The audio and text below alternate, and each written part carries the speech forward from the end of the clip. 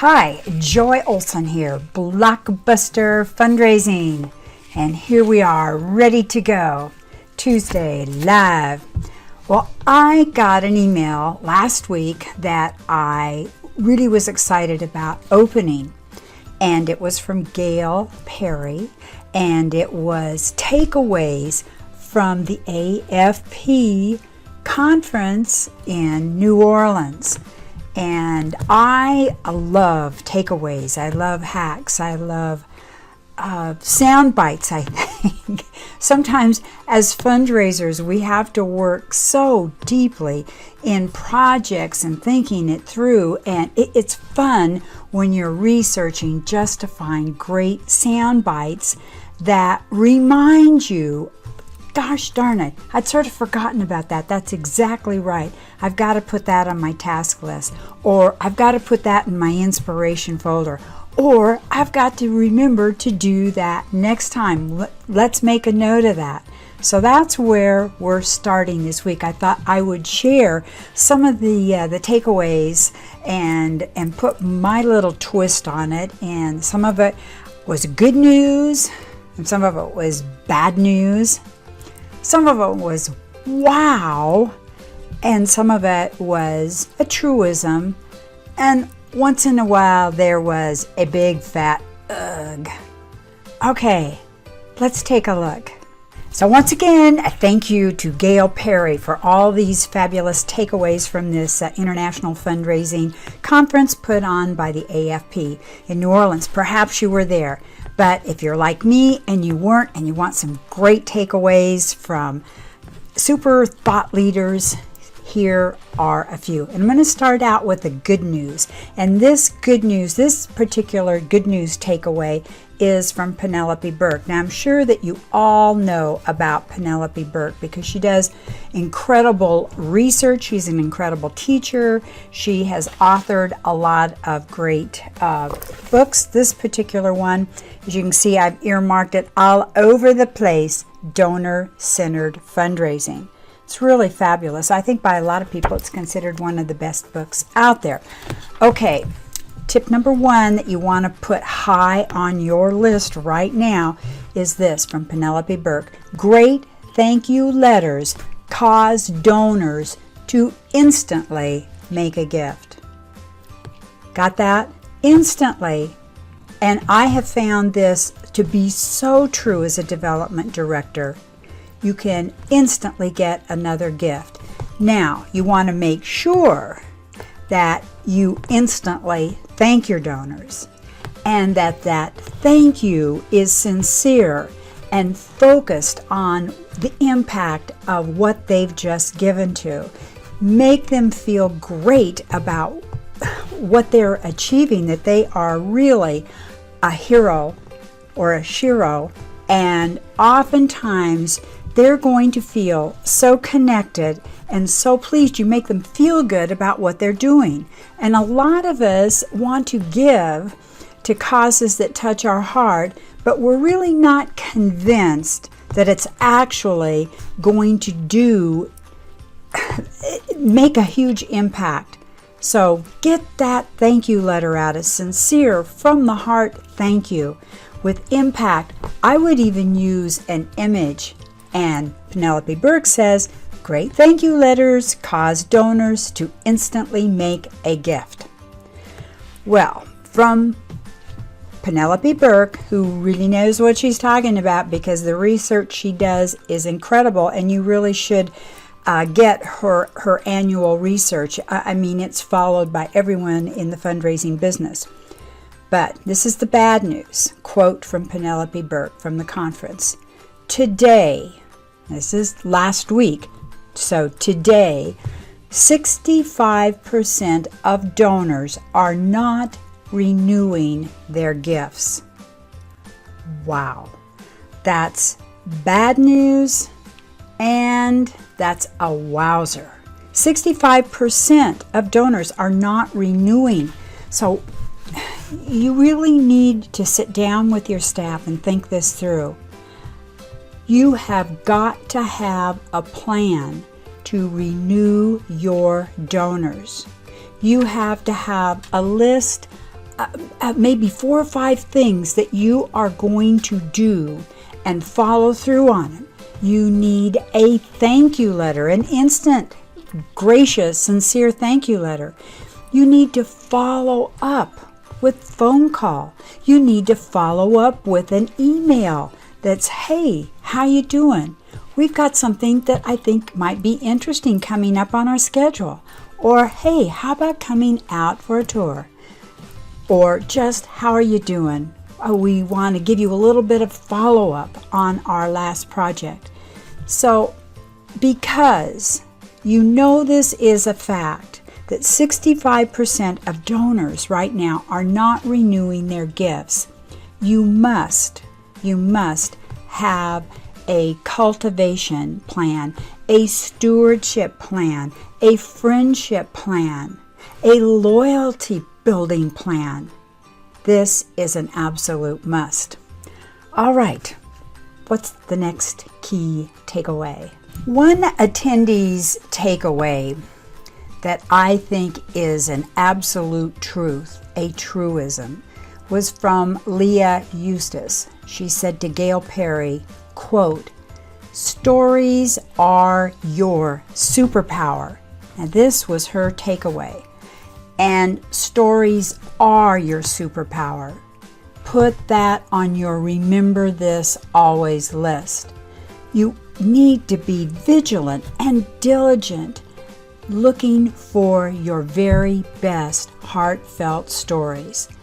And a certain book that I can recommend, and I'm sure that a lot of you already know about Vanessa Chase Lockshin, but she is fabulous. I think I'll put this up on your screen so you can see it.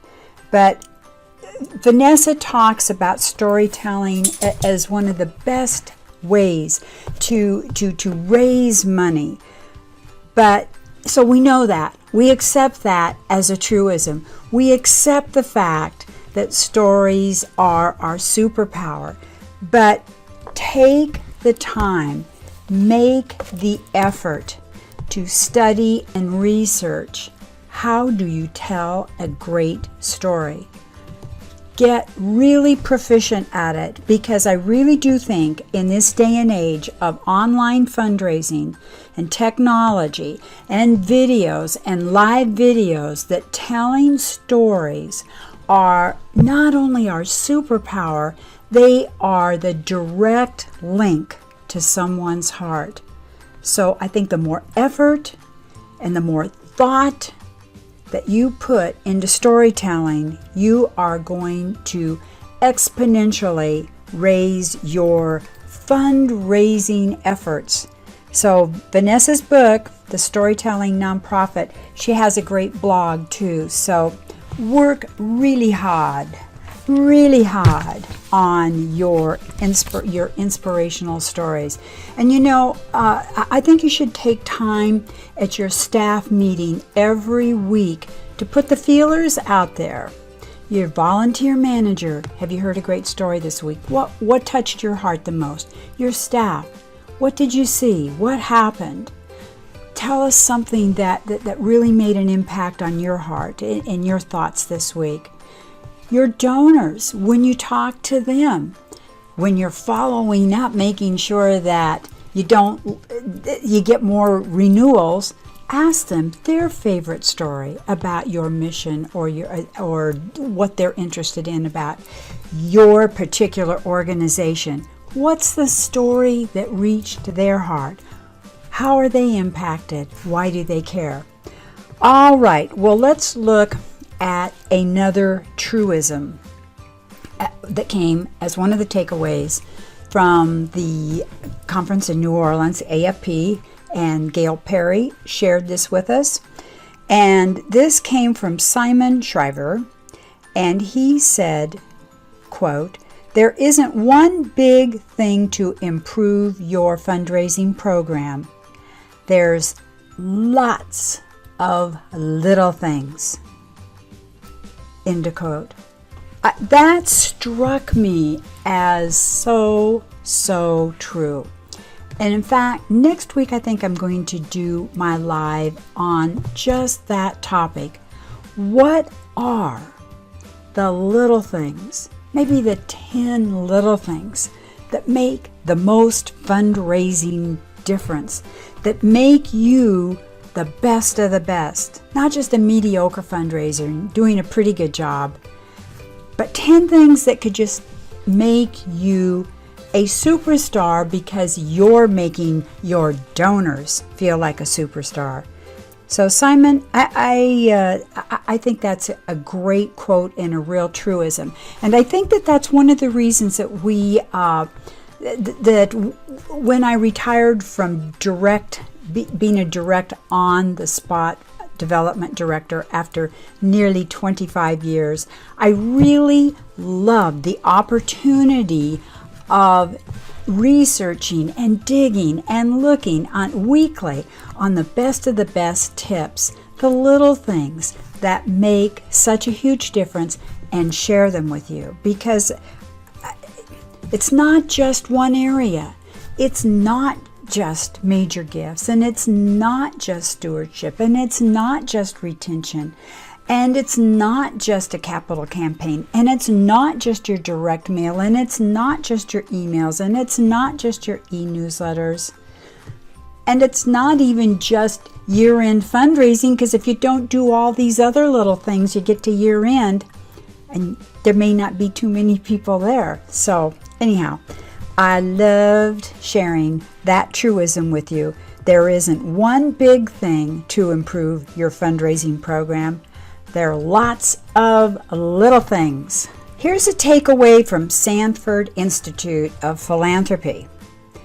This is what their takeaway was. Women represent more than 70% of the fundraising profession.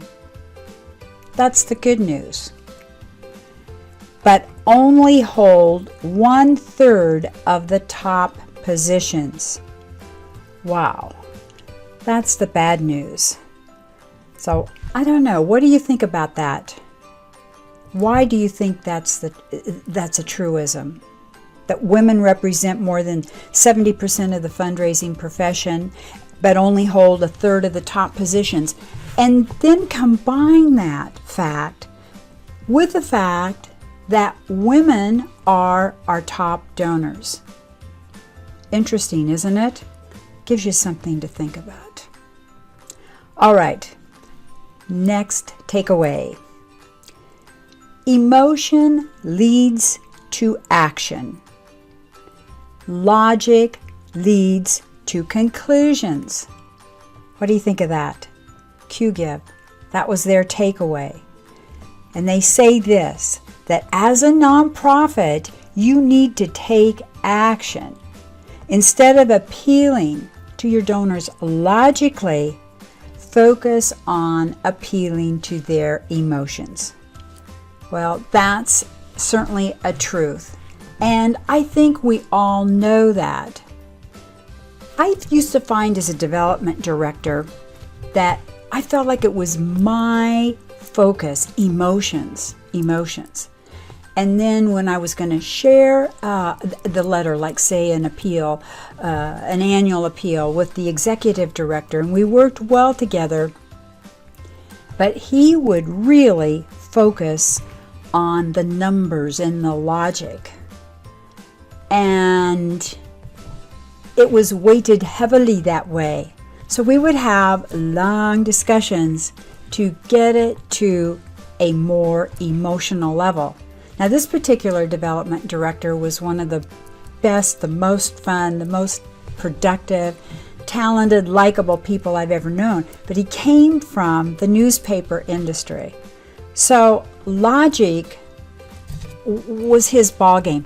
Now he is he's definitely a nonprofit executive director now, and he does lead with he focuses on emotions, because that's where your donors focus. You start talking about numbers and blah blah blah blah blah blah, and you know what, their eyes glaze over and they lose interest and they go on to the next thing.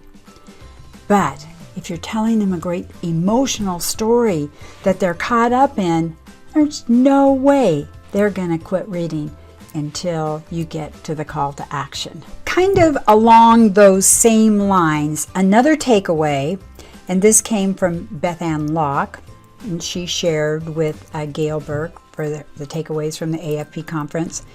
She said, use stories, not stats. Right at a 6th grade level. Focus on emotions, because that's where we really decide to give. So I think that is such a truth, and I'll bet that you do too. I think sometimes we equivocate a little bit about the language to use, but you do need to make it simple. And I think the reason is because donors don't just read things straight through. They prove this with all these incredible stories where they can tell from heat waves or where the donor is looking and focusing and for how long. And they scamper around. They scan, they jump here, they jump there. So make each idea and emotion and call to action that you have understandable, clear, and emotional. All right. Jennifer's takeaway from the conference was this, and I think it definitely qualifies for a truism. Your case for support should answer 3 questions. Why us? Why now? And why should I care? I think that's definitely a truism, and I think that we did an entire presentation on just those 3 questions, and I'll try to find it and put a link to that in at the end of this live. Another takeaway from the conference, and I think this came from the Sanford Institute of Philanthropy, and they have definitely got research that backs this truism and good news takeaway. It backs it up.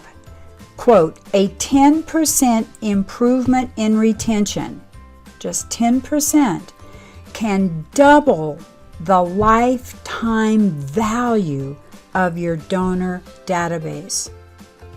Think about that. 10%. So make it a goal this year. Go into your database right now. How are you doing with retention? Can you improve it 10% this year, 2018 over 2017? Do it, because look at what it's going to add up to. Double the lifetime value? Holy cow. Okay, another truth takeaway from Josh Hirsch. And he says, getting a meeting with a donor is 85% of securing a gift. And that came from Jerry Panis. Have you read Jerry Panis's book? I wish I'd brought it over here. I didn't bring it over near the computer. The Art of the Ask. Oh, it's so good. Well, he's written so many good books. He has had a very impressive donor clientele base. He actually had to ask I think it's the Duchess of Windsor for a lead gift.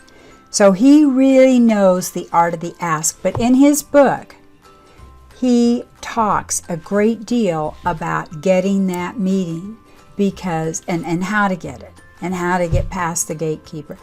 Because once you've got the meeting, he says that you've already done 85% of the work. So especially for those of you that are working with caseloads of major gift peeps this year, you'll want to read his book. And I know, as a former stockbroker, getting a meeting and getting past the gatekeepers and making it compelling and friendly and exciting that they want to get together with you, that's half.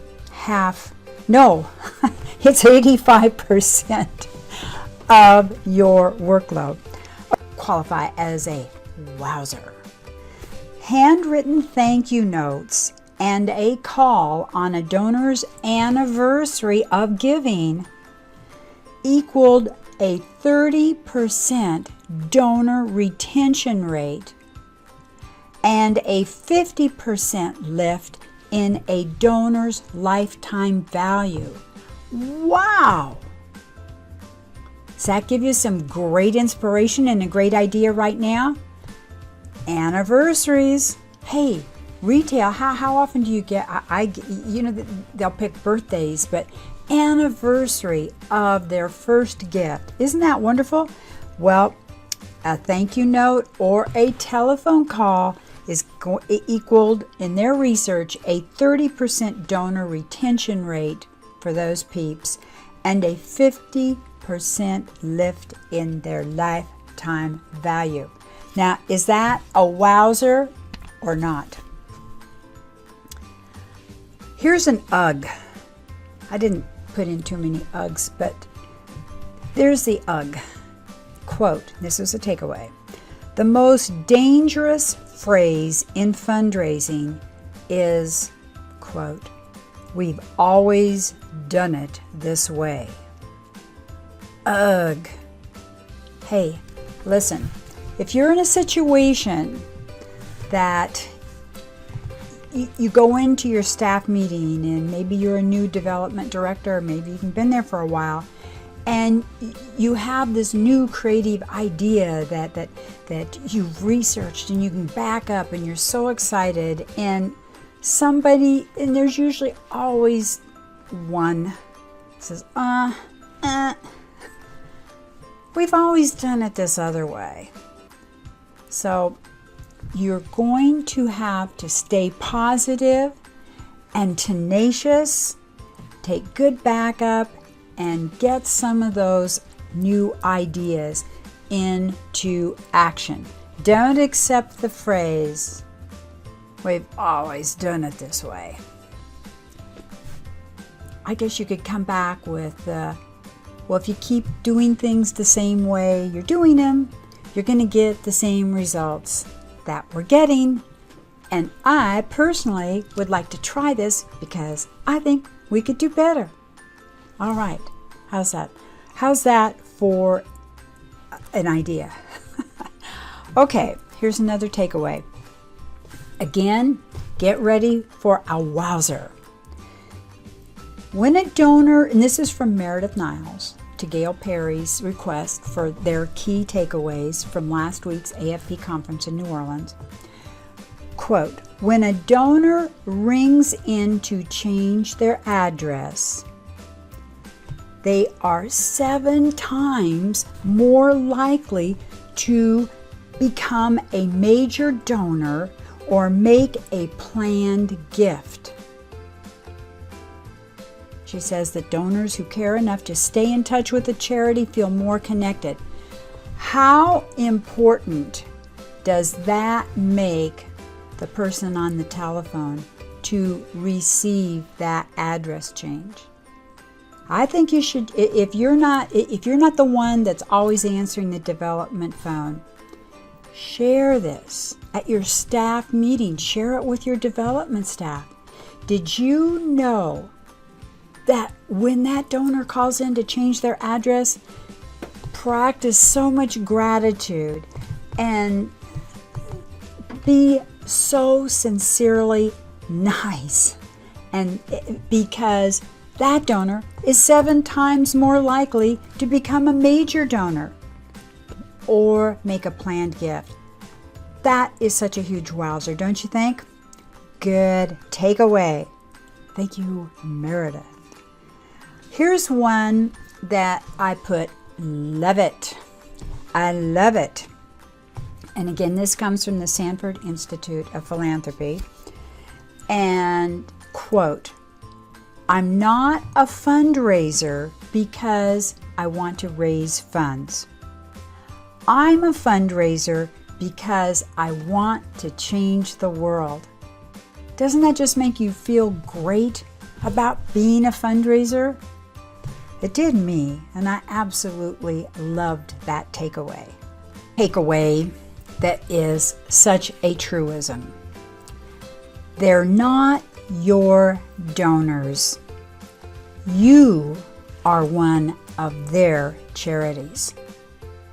Doesn't that make you just stop and really think this through? You're just one of their charities. You're not the only one.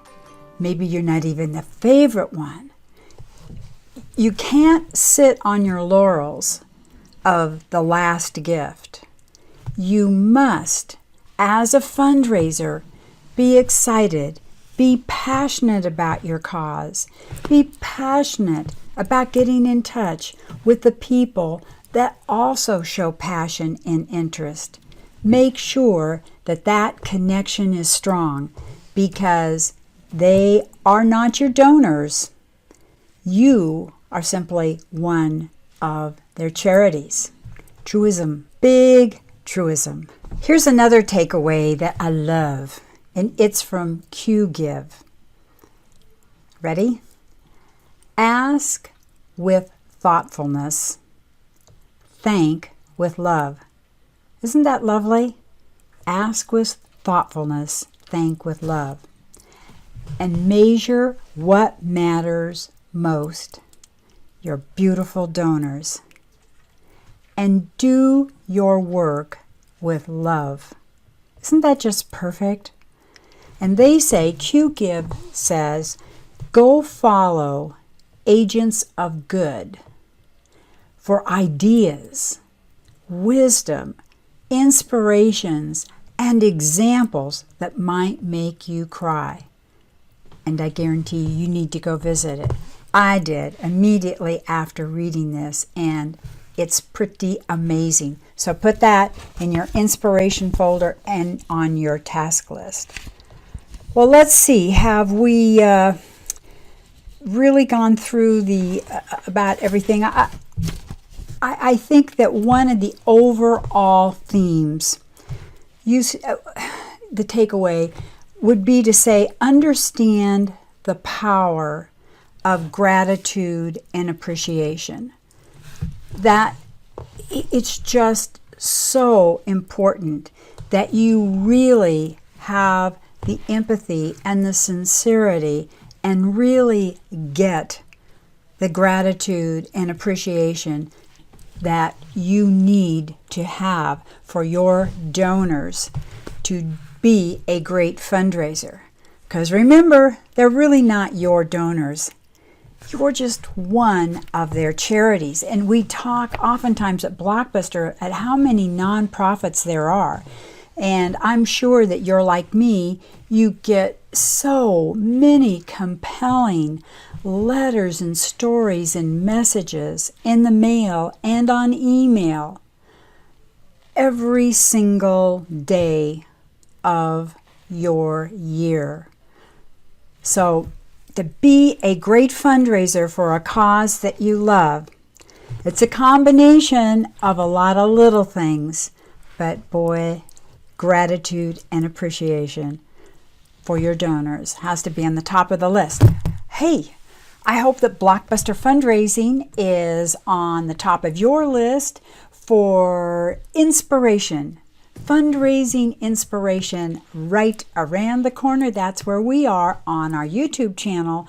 Free, over maybe close to 350 now, fundraising videos that cover all the little things in fundraising, all the little things that are going to make your cause, your mission very happy, because you're going to raise so much money. More information at joyolsengroup.com, blockbusterfundraising.com. Have a fabulous week. I know you will. And thanks for having been here. Remember, every Tuesday, 1 p.m. Pacific Daylight Time now, we're here bringing you inspiration with love. Because we love fundraisers because of all the good you're doing in the world. So congratulations. Go get them. Bye-bye.